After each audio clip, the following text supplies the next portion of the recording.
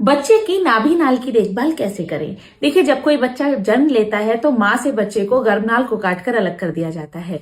तो उस नाभि नाल की देखभाल करना क्यों जरूरी होता है? क्योंकि 9 महीने तक बच्चा माँ के गर्भ से गर्भनाल के द्वारा जुड़ा होता है और उसी से बच्चे को खाना पानी मिलता है।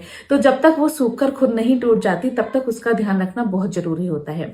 आमतौर पर ये 1 हफ्ता 10 दिन में ही अपने आप सूख कर गिर जाती है, लेकिन तब तक आपको कुछ बातों का ध्यान रखना होगा। जैसे कि जब तक आपकी गर्भनाल खुद सूख कर ना गिर जाए तब तक आपको उस पर किसी भी प्रकार का तेल और क्रीम नहीं लगानी है।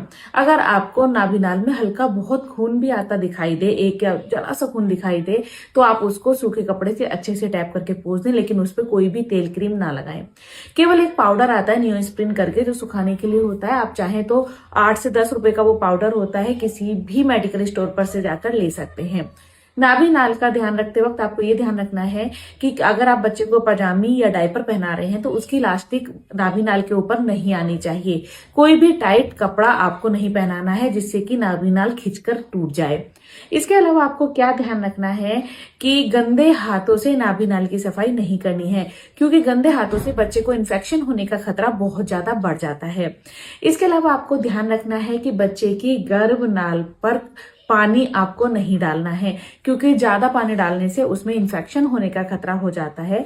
छठी पे या बच्चे को हर तीसरे चौथे दिन नहला रहे हैं, कोई दिक्कत नहीं है, लेकिन ज्यादा भी बच्चे को शुरू में नहलाने की जरूरत नहीं होती है।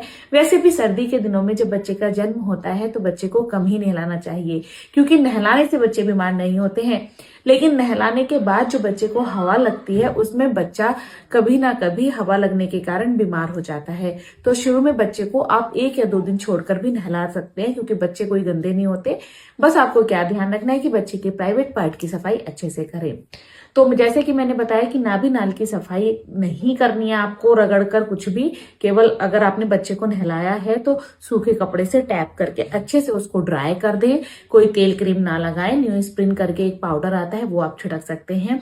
इसके अलावा लास्टिक का आप ध्यान रखें, गंदे हाथों से छूना नहीं है, खींचना नहीं है, उसको बिल्कुल आपको छोड़ देना है जब तक कि वो खुद सूख कर ना गिर जाए। Thank you.